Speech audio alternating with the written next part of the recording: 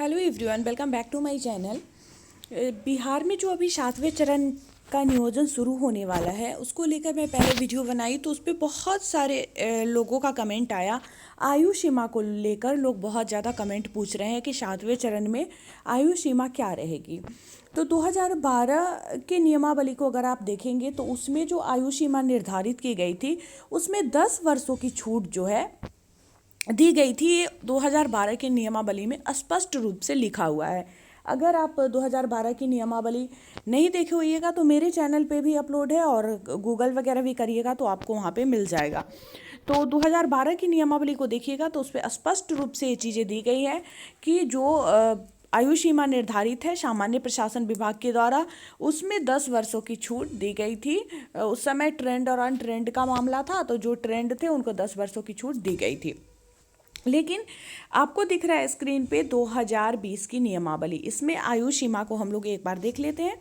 नियोजन वर्ष में 1 अगस्त को अभ्यर्थी की न्यूनतम आयु मूल कोटि के शिक्षक के पद पर नियुक्ति के लिए 18 वर्ष तथा स्नातक कोटि के शिक्षक के पद पर नियुक्ति के लिए 21 वर्ष होना चाहिए। तो अगर आप 1 to 5 के शिक्षक के लिए अप्लाई कर रहे हो तो आपकी आयु कम से कम 18 वर्ष होनी चाहिए, और आप 6 to 8 के लिए मतलब स्नातक कोटि के लिए आवेदन कर रहे हैं तो आपकी आयु कम से कम 21 वर्ष होनी चाहिए। ठीक है, तो ये तो हो गई न्यूनतम आयु सीमा। अब हम अधिकतम आयु सीमा के बारे में एक बार देख लेते हैं।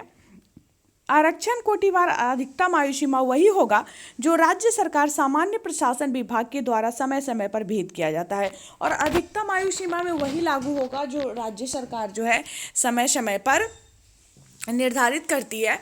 तो और अनुदेशक के पद पर जो विद्यालय में अनुदेशक की बहाली होती है, शारीरिक शिक्षक और स्वास्थ्य अनुदेशक की, उनके लिए 21 वर्ष होगी। आरक्षण कोटिवार अधिकतम आयु सीमा वही रहेगा जो राज्य सरकार सामान्य प्रशासन विभाग के द्वारा समय समय पर विहित किया गया हो। ठीक है, तो अधिकतम आयु सीमा जो सामान्य प्रशासन विभाग के द्वारा है उसको एक बार हम लोग देख लेते हैं।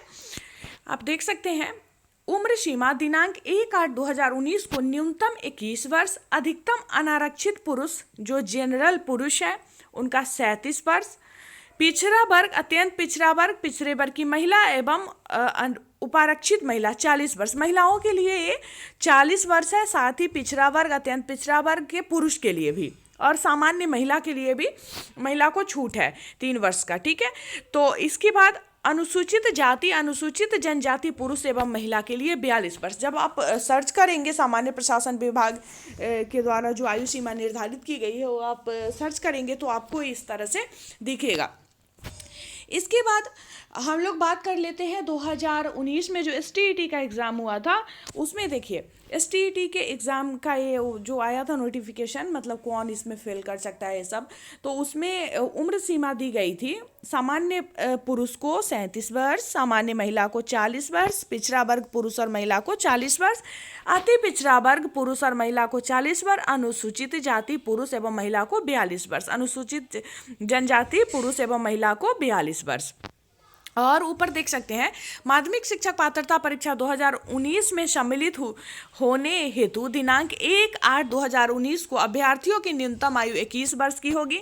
दिव्यांग अभ्यर्थियों को अधिकतम उम्र सीमा में 10 वर्ष की छूट मिलेगी। तो इसमें पहले क्लियर किया गया है कि जो दिव्यांग अभ्यर्थी है उनको अधिकतम आयु सीमा में 10 वर्ष की छूट मिलेगी। और STET में सभी को 10 वर्षों की छूट मिली थी। आप ये देख सकते हो, दैनिक जागरण का न्यूज़ है। माध्यमिक शिक्षक पात्रता परीक्षा STET में BEd या प्रशिक्षित अभ्यर्थी को राज्य सरकार ने रियायत देने का निर्णय लिया है। उसके मुताबिक अब इन अभ्यर्थियों को अधिकतम उम्र सीमा में 10 वर्ष तक की छूट मिलेगी। इस संबंध में माध्यमिक शिक्षा निदेशक गिरिवर दयाल सिंह ने बिहार विद्यालय परीक्षा समिति के सचिव को पत्र भेजा है। तो पत्र अभी मेरे पास उपलब्ध नहीं है इसलिए मैं आपको नहीं दिखा पा रही हूँ, लेकिन पत्र मेरे चैनल पे भी अपलोड होगा। अब वो बहुत पहले अपलोड की हूँ तो मुझे मिल नहीं रहा है, लेकिन मेरे चैनल पे अपलोड जरूर होगा। अगर उसमें थोड़ा सा टाइम दूंगी तो फिर वो दिखेगा। राज्य सरकार के इस निर्णय के बाद अब सामान्य वर्ग के अधिकतम 47 वर्ष की आयु तक के अभ्यर्थी STET की परीक्षा में शामिल हो सकते हैं।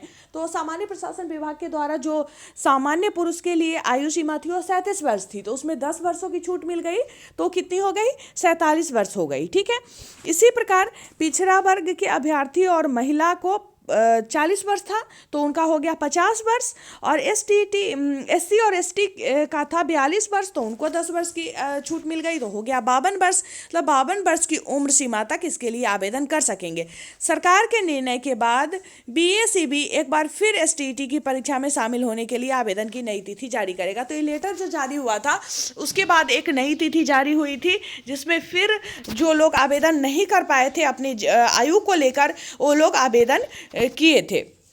तो ये तो जो भी अभी आप लोग देखे हो, चाहे PSESTT का है, इसमें माध्यमिक और उच्च माध्यमिक पे ये लागू होगा, ठीक है। और इसके बाद मतलब ये जो न्यूज़ आप देखे हो ये भी माध्यमिक और उच्च माध्यमिक पे ही लागू होगा, क्योंकि STET की परीक्षा के समय ये 10 वर्ष की छूट दी गई थी। और 2012 की नियमावली में ये चीज़ें क्लियर की गई है कि 10 वर्षों की छूट मिलेगी जो अधिकतम आयु सीमा है उसमें ट्रेंड को। लेकिन अभी 2020 की जो नियमावली है उसमें इस तरह का कुछ भी नहीं लिखा गया है, कुछ भी इसमें क्लियर नहीं है। हो सकता है जब ये प्रक्रिया शुरू हो जाए उसके बाद कुछ लेटर वगैरह आए जिसमें आयु सीमा में कुछ छूट मिले, जैसे 2012 की नियमावली में मिला है।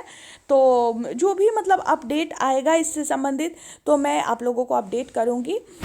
तो जो भी डाउट शिक्षक नियोजन को लेकर आप लोगों के मन में हो, जो 7वें चरण के नियोजन से संबंधित हो या 6ठे चरण के नियोजन से संबंधित हो, तो आप मुझसे कमेंट में पूछ सकते हो। आप लोग जो कमेंट करते हो उसी टॉपिक पे मैं वीडियो बनाती हूँ। मैं आप लोगों के कमेंट को देखकर ही अगला टॉपिक अपना चूज करती हूँ कि अगला टॉपिक मेरा कौन सा रहेगा, किस टॉपिक पे मुझे वीडियो बनाना चाहिए। तो इसलिए ज़्यादा से ज़्यादा लोगों तक वीडियो को शेयर करें जिनको इसकी ज़रूरत है, और ज़्यादा से ज़्यादा लोग मुझे कमेंट करें, और जो भी आप लोगों का डाउट है उसको मैं क्लियर करने का पूरा कोशिश करूँगी। अगर मुझे पता होगा, जहाँ तक मुझे पता होता है, मैं हमेशा से इस पे वीडियो शिक्षक नियोजन पे काफ़ी लंबे टाइम से वीडियो लेकर आ रही हूँ।